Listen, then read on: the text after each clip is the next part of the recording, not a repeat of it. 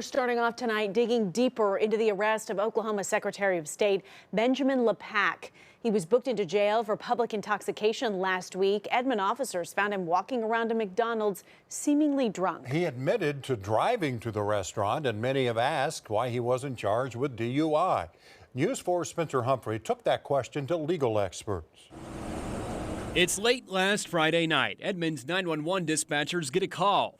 911, what's the location of that emergency? Hello, it's 1235 North Kelly Avenue. The caller's at a McDonald's reporting a customer who just went through the drive-thru seems to be drunkenly ambling around the parking lot. He's been out here for like a while now. Like, he's not causing no scene or anything, but he does seem drunk. As we've told you, we now know that customer was Oklahoma Secretary of State Benjamin LePack. The caller describes a truck they say they saw LePack driving.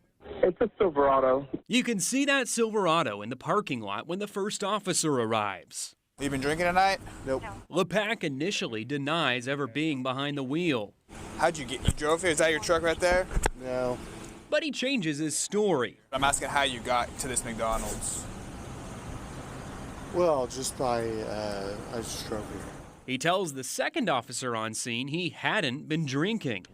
I went to church tonight, actually. Okay. Yeah. A lot of communion. How much have you had to drink tonight, man?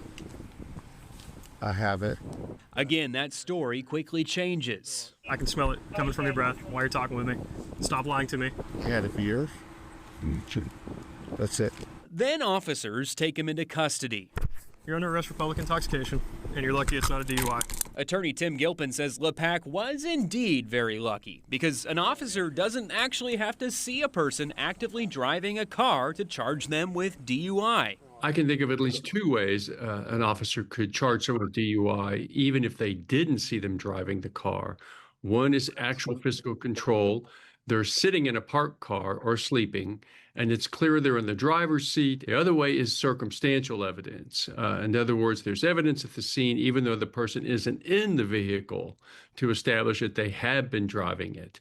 And based upon the level of intoxication the officer observes, that would tell them whether it's involved with driving. They will put their hand on the hood of the car. Is it warm? So it's recently driven. They'll ask witnesses around.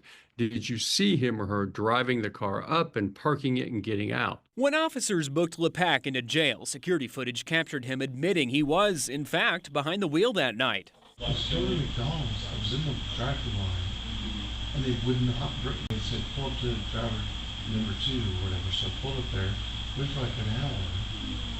It never brought it. So finally I got out. I was like, hey guys, like, where's my food? When I came back to my car. Gilpin says he did himself no favors with that. You know, an admission by the individual that they were driving the vehicle is terrific circumstantial evidence as far as the possibility of getting charged and arrested for a DUI. The officer would have to make some sort of assessment as to whether they thought they got intoxicated after they parked the car or within the time period that when they parked the car, they must have been intoxicated. And that last part is where Gilpin says this case really starts to turn in LePack's favor because officers never gave him any sort of field sobriety test or breathalyzer. Why, in this case, there wasn't a test administered, it's tough to understand. Regardless, without that evidence, Gilpin says DUI is just a much harder case to prove. If it's only the officer's physical observations and smell, then that's subject to examination, cross-examination, and a series of tests that witnesses sometimes don't go through well. If this was my client, first off, I would tell him how lucky he is that he clearly was driving and under the influence, and that the officer did not do a physical test of some sort, such that there's evidence there. Spencer Humphrey reporting for us. Now, court documents show LePack has been arrested for similar offenses once before. In May of 2021, he was arrested by village police for having open containers of beer in his truck.